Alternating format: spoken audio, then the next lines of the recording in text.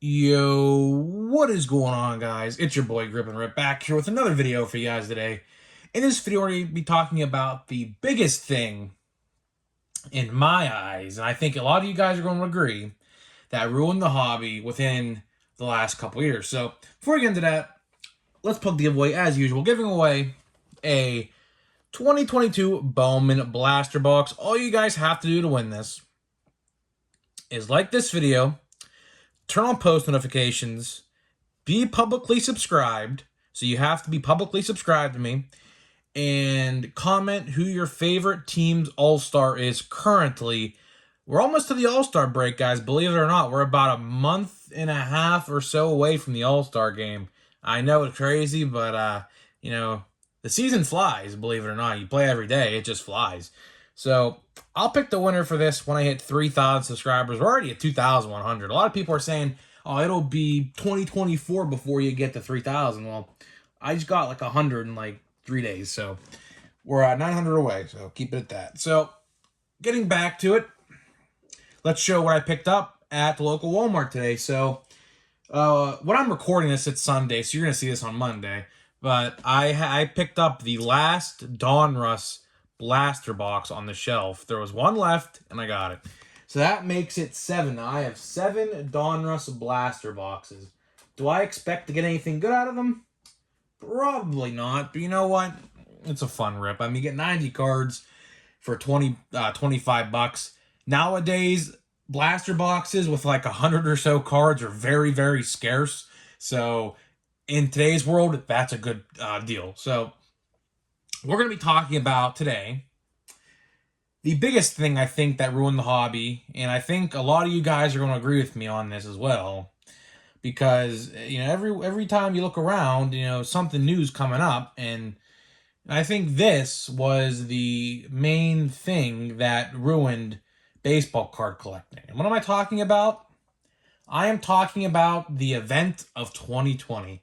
And if you don't know what I mean by the word event, YouTube demonetizes people if they say the word. So the event that happened or started in March of 2020, there you go. So we're talking about that today.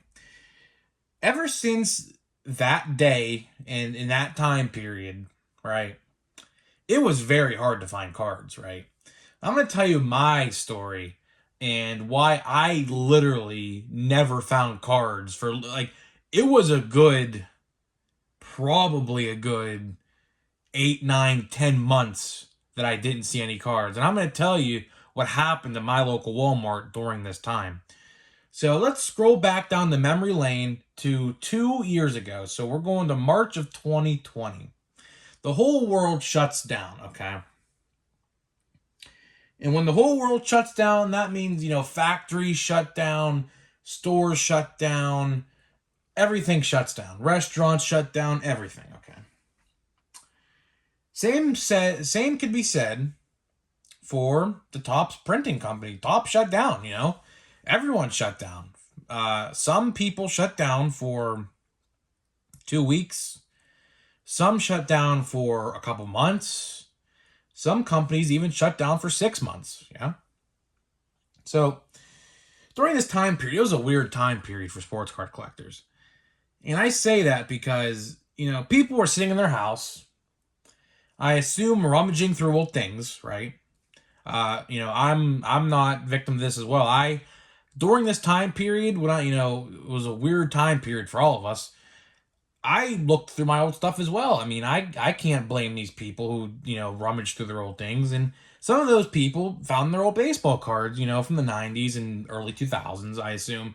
Because the people who collected in the 90s now are probably about 30 to 35, maybe 40 years old at this point. And the way this all happened was such a weird and unique event. It was a really unique time for us in history.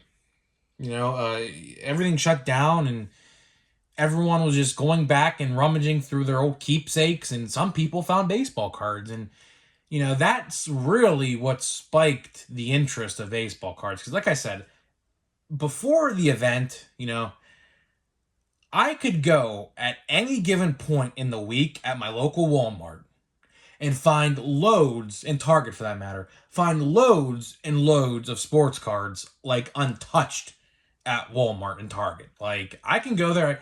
The last set that came out before the event was 2020 Series 1, which is a very good set, by the way.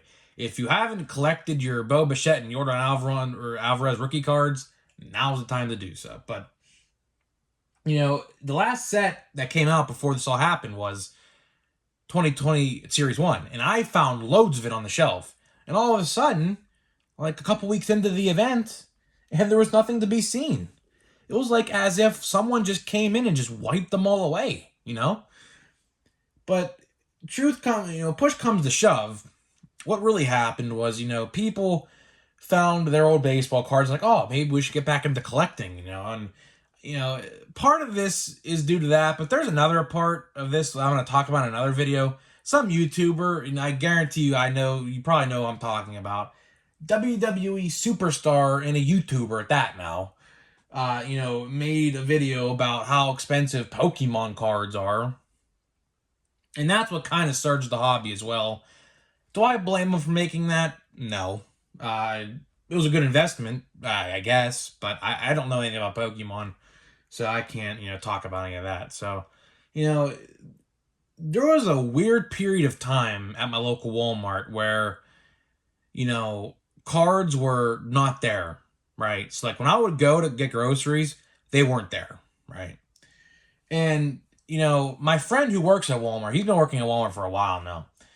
He would always tell me when the vendor showed up, right? Because, the vendor would still come and everything like that. But the point is, there was a lot of people. Like, I live in a very small area, right? And he would say there would be upwards towards 10 to 15 people at every restock waiting for the guy to get cards. And for someone like me, you just can't get out there at restock time, because this is a different vendor, by the way. This vendor who did this during the event, he used to stock at all different times. So it was not consistent like it is today. Like at my Walmart. My Walmart stocks Fridays at 1 now. Back then, it was at a random point in the week at any given moment. So back then, there would always be a lot of people waiting. And what they would do is they would just talk amongst themselves about who wanted what.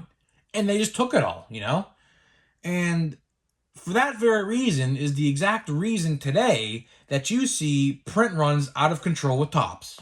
The exact reason.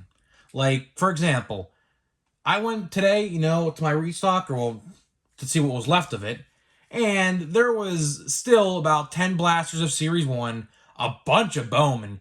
Bowman is very underselling, and if anyone who disagrees with me on that, just look at Target and Walmart.com. Typically, websites sell out quickly of a good product, like a Prism or a Chrome. This Bowman release has literally been on their websites since release day. Target sold out once, and it was back up within hours on the site for retail price. So that just shows you how overprinted this stuff is, because that stuff used to fly off the shelves. I can only imagine what Chrome is going to be like this year. I guarantee you Topps Chrome is going to be levels of Series 1 print run. Mark my words, it's coming. You'll see a lot of that on the shelf eventually, too. So don't pay scalper prices for Chrome this year. I promise you, because you're going to see loads of it. I promise you. So, guys, let me know what you think about my little discussion here today. Let me know what your Walmart was like during the whole weird time for us. Did you find any cards during that weird time period? I know I didn't. I didn't see cards in my Walmart until December of that year, December of 2020. I saw some Topps update and I snatched it up. Actually, this blaster box, I think right here, was one of them, actually. So, guys, that is it for this video. Let me know what you think, and I'll see you guys in the next one.